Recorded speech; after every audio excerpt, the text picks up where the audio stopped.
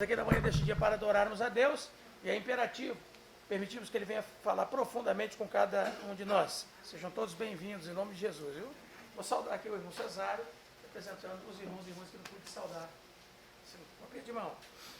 A nossa escola sagrada tem avançado. Nós já saímos daquele assunto que dissemos ser muito caro para a fé cristã, a respeito de matrimônio e divórcio, e agora Jesus prossegue a sua caminhada e nós também. Hoje aqui o primeiro versículo da leitura da manhã foi feito em Salmo 34, que chamou a atenção dos pequeninos, né?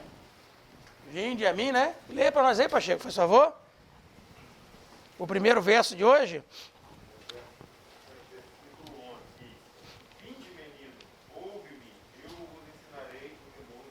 Amém. Então veja que quando Jesus, semana passada nós vimos o verso 13, 14 e 15, por favor, alguém para ler, Mateus 19, 13, 14 e 15. Nós vamos ver então essa sequência aí, ó, dos meninos. Novamente Jesus se permite ao acesso às crianças, filosoficamente falando e estruturalmente da sociedade da sua época, tem uma distinção muito grande dos outros rabinos e doutores e sábios e líderes espirituais. As crianças ficavam assim muito em segundo ou até mesmo terceiro plano. Então, quando foram trazer algumas crianças para que Jesus impusesse as mãos sobre eles para abençoá-los, os discípulos tiveram uma reação contrária a essa presença infantil ali perto de Jesus. Alguém para ler, por favor, esses 3 versículos? Pode ler, Daniel. Trouxeram então alguns meninos para que sobre eles pusessem as mãos e orassem. Mas os discípulos repreendiam. Jesus, porém, disse: deixai os meninos e não os torceis seguir a mim, porque dos tais é o reino dos céus. Que tendo-lhes imposto as mãos, partiram. Então Jesus prossegue o seu caminho. Veja bem, quando Jesus diz que o dos tais é o reino dos céus, Jesus não está dizendo ali, então as crianças têm salvação garantida. Entendeu? Não é isso que Jesus está falando. O que Jesus está falando é que ele não era sentimentalista quanto às crianças, mas tinha plena ciência das suas fragilidades. Sem dúvida alguma, tem que ficar para nós que ele acreditava que, embora longe de serem inocentes, as crianças eram mais sensíveis do que os adultos. E entendeu? Então, tendeu a ser para a tendência das crianças, a sua tendência para as coisas espirituais, para o mundo sobrenatural. As crianças têm mais facilidade para isso aí do que um adulto. Por quê? Porque os adultos pensam mais, as crianças pensam mais nas coisas primárias do que nas secundárias, né? As crianças vão perceber a mão de Deus agindo diretamente na sua criação. Os adultos tendem a ver como coisas comuns, né? Enquanto para as crianças essas coisas sobrenaturais, essas coisas das coisas de Deus, do reino de Deus, é uma coisa assim, tem um grande significado. Para nós adultos acaba ficando muitas coisas em segundo plano. Já não é tão primário assim. Quem tem crianças aí, quando eles começam, por que isso? Por quê? Porque papai do céu, mamãe assim, papai assim, assim. Essas perguntas delas, vê como é que aquilo faz sentido para elas. Elas ficam ali ansiosas. Então é nesse sentido que Jesus está falando. Ele não está dizendo que criança está tudo salva, para as igrejas que fazem batismo da criança infantil, eles se atêm a esses versículos 14, entendeu? Mas não é disso que está falando, é uma releitura que eles fazem a respeito disso, né? Agora, Jesus não está incentivando os discípulos a serem pueris. Presta bastante atenção que eu vou falar aqui agora, hein? O Peter Pan deste mundo pode ser atrativos e extravagantes, mas se mantêm irresponsáveis e mal ajustados à realidade humana. Tem muita gente hoje que está se tratando com psicólogo, psiquiátrica e psicanalista, que são verdadeiros Peter Pans. Tem síndrome do Peter Pan, para quem não sabe. Adultos que vivem vida de criança. Adultos que se vestem como criança. E querem viver como criança. Uma infantilidade da vida. Jesus não está apresentando isso, não. Tem que ter o discípulo. Ele está falando, vocês têm que recuperar e reter para vocês as qualidades infantis, compatíveis com a maturidade. É disso que ele está falando. Seja simples como uma criança para receber a palavra e o reino e as coisas espirituais de Deus, e lidem com ela com a maturidade e a adulteza que requer a idade e a experiência de vida de cada um de vós. Para quem já assistiu Peter Pan alguma vez, você vê que ele é irresponsável. Tá? O Peter Pan não é esse herói que o pessoal pensa não, tá, gente? Peter Pan é anti-herói. Na história do Peter Pan, o que salva um pouco lá a ética dele, a moral dele, é o pirata. Se não é o pirata, você achar que o Peter Pan que é o malvado. Então, Jesus está chamando a atenção. Então, nós fizemos esse pequeno retorno aqui para a gente entender, porque é um processo. Olha, não sejam... Vocês têm que receber o reino como uma criança, olha que sensibilidade que elas têm, olha como é que elas são para receber a bênção, vou orar aqui e tal e tal. Vocês têm que ser assim, mas têm que viver como adulto. Vocês são adultos. Vocês não são meninos, vocês têm que lidar com a vida espiritual, emocional, psicológica, do dia a dia, familiar e tudo, como pessoas adultas. E que conhece o Evangelho, conhece a palavra de Deus, conhece o reino e sabe o que tem que fazer. Falou também, Salmo que ele deu, sobre se não usar também da malícia também. Sim, ele continua falando de malícia, de maldade, exato. A maldade também. Quer dizer, por isso que ele chama. Adulto, mas não malicioso para tentar passar as pessoas. Tem que ser naquela sinceridade, simplicidade, pueril aí nesse caso, né? Você vê que o restante do Salmo está chamando a atenção dos malvados, dos maliciosos, né? E que esse tipo de pensamento não fique passando pela nossa mente, nosso coração. Então, o reino de Deus deixa implícito, que quando Jesus está falando, pertence aos que confiam nele, que são receptíveis, amigáveis, que permanecem incólumes face às dificuldades, desilusões, cinismos, pessimismos, as transigências e subterfúgios que tantas vezes deprimem e desfiguram a vida adulta. Nós, adultos, passamos por situações realmente que muitas vezes querem desfigurar, transtornar a nossa vida adulta. E essa simplicidade para lidar e para se achegar a Jesus tem que tomar conta do nosso coração para que a gente então tenha condição plena diante dessas demandas e com Cristo. Porque agora, veja bem, o que Jesus quer dizer, olha, vocês têm que receber como criança, mas fazer a coisa como adulto. E vocês sabem o que tem que ser feito. Então permaneçam incólumes, fazendo e praticando aquilo que vocês foram chamados e convidados e aceitaram com a mão levantada o progresso. Tanto é que agora o Mateus vai colocar uma história que só tem nele, a história que só tem nele é só no capítulo 20. Uma história, vai adicionar nisso aí, esse jovem, um mancebo de boa índole, um mancebo cumpridor dos mandamentos da lei, mas que sente lá no seu íntimo que está faltando alguma coisa. Tem muita gente boa aí, tem muita gente na fé, tem muita gente sincero, sensato e verdadeiro, mas que sente que está faltando alguma coisa. Esse moço sabia que em si mesmo faltava algo. E ele então vai buscar no mestre de Nazaré, que é Jesus, vai buscar em Jesus, ver se Jesus tem para ele essa resposta. Como os da sua época, e também anteriores a eles, e também posteriores, ele achava que deveria fazer algum ato heróico, alguma coisa que desse o respaldo daquilo que ele estava precisando, para dar uma resposta, né? A palavra mais não é respaldo, uma resposta àquilo que ele estava procurando e esperando. Eu preciso de alguma coisa. Então ele vai ter essa conversa com Jesus. Então nós lemos até o 20? 22? Ah, foi até o 22? Então alguém para ler para nós, do 16 ao 22, Jesus conversando com o jovem rico. Vamos lá? Pode ler todo, já que a gente leu. Quem vai ler para nós? Patrick? E aproximando-se dele um jovem, disse: Bom mestre, que bem farei para conseguir a vida eterna? E ele disse: Por que me chamas bom? Não há um só que é Deus.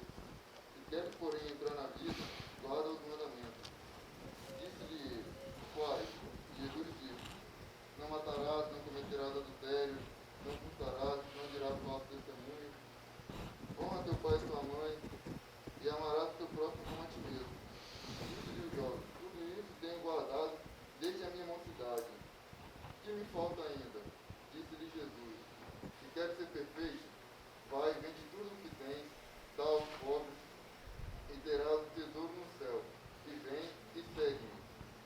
E o jovem, ouvindo essa palavra, retirou-se triste porque possuía muitas propriedades. Então tem algumas coisas que ainda podemos tirar desse texto. A gente já falou bastante sobre isso na semana passada. Mas vejam bem, para a elite espiritual da época de Jesus,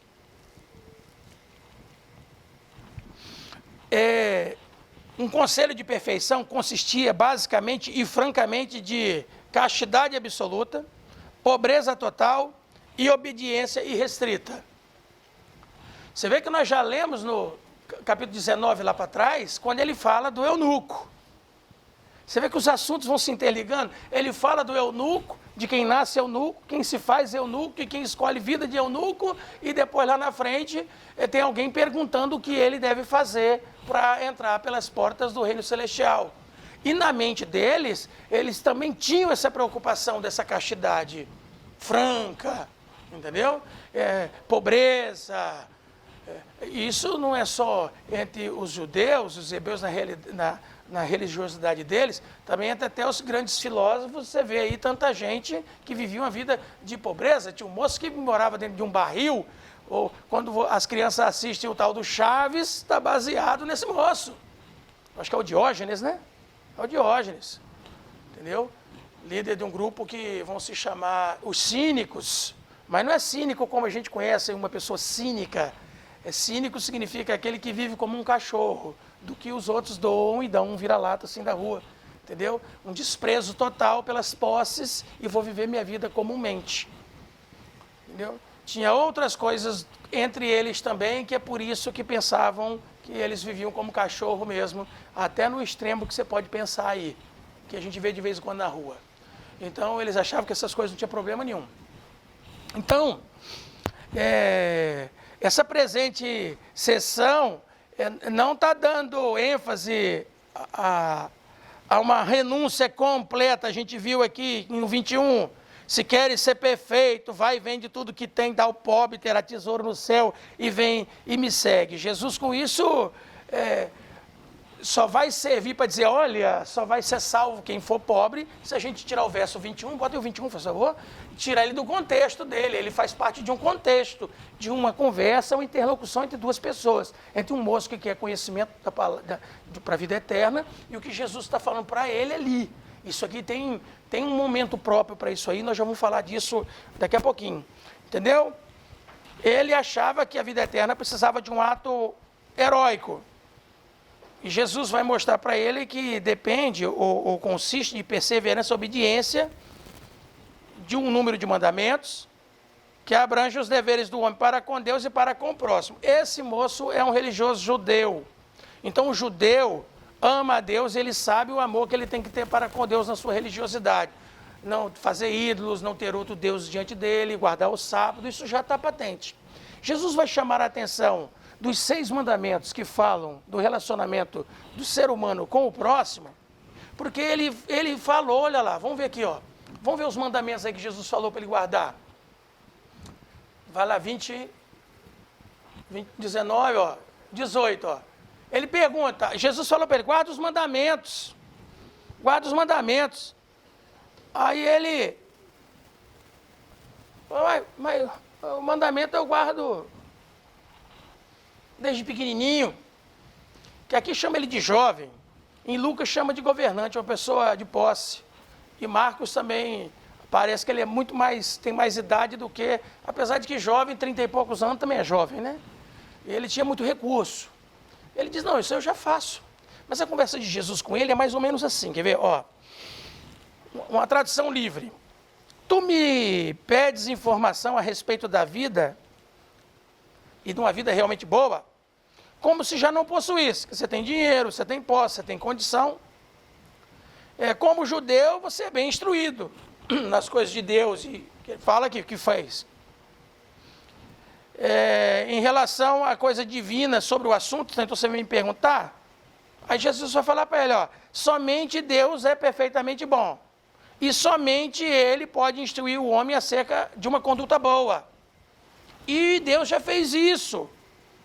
Se, portanto, quiseres entrar na vida eterna, ou na vida, guarda os mandamentos ordenados por Deus. É isso que Jesus está falando. E aí, como ele já faz isso desde jovem, ele vai perguntar para Jesus, então, quais são esses mandamentos? Aí Jesus vai dar a sequência aqui, ó.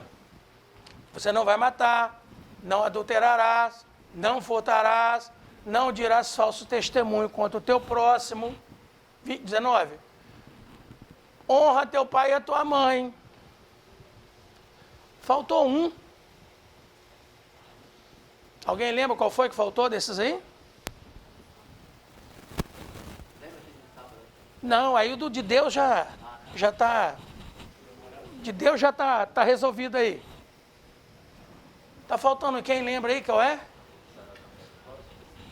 Êxodo 20, versículo 17, vamos ver? Olha aí.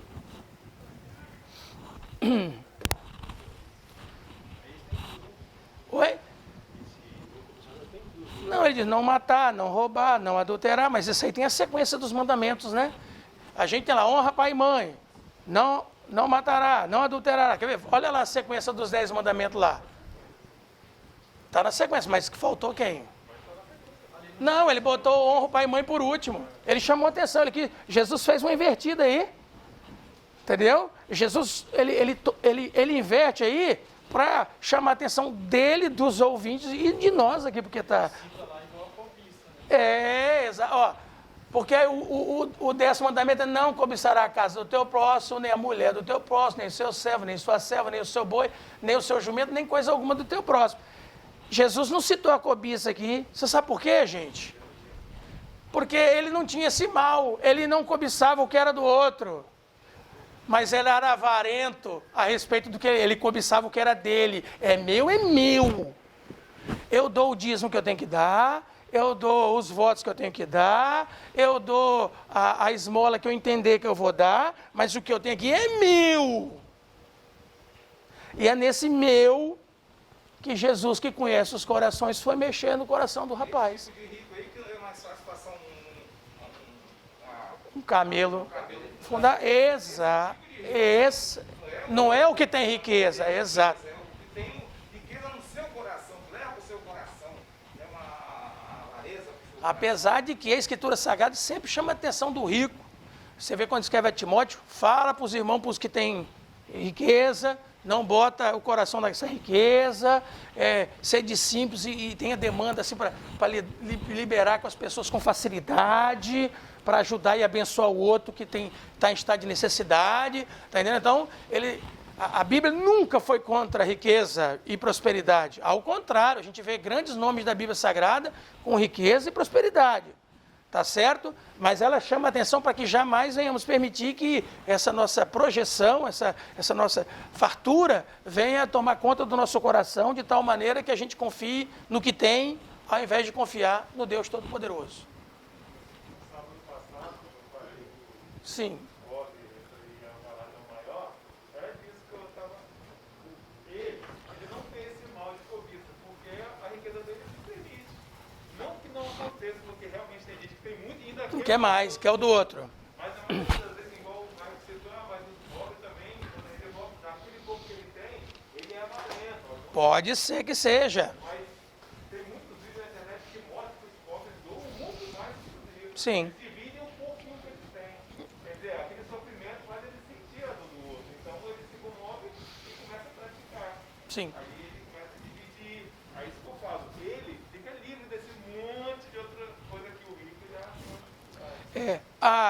Apesar de que, viu, Pacheco, a gente tem que tomar muito cuidado para seguir a lei que está lá no Levítico, que não tirar o direito do rico, porque o pobre é pobre, vai facilitar mais para o pobre, porque ele é pobre. Aí vai tirar o direito do outro. muito menos tirar o direito do pobre, porque o outro é rico, tem condição de pagar propina, seja lá o que for, né, para tomar conta da situação. Então, com a história do capítulo 20, que não é agora o 19, e essa história aqui é uma parábola do capítulo 20, só tem em Mateus. Mateus, ele conjuga a história desse moço com essa parábola para dar uma equilibrada no assunto todo, nós vamos chegar lá daqui a pouquinho.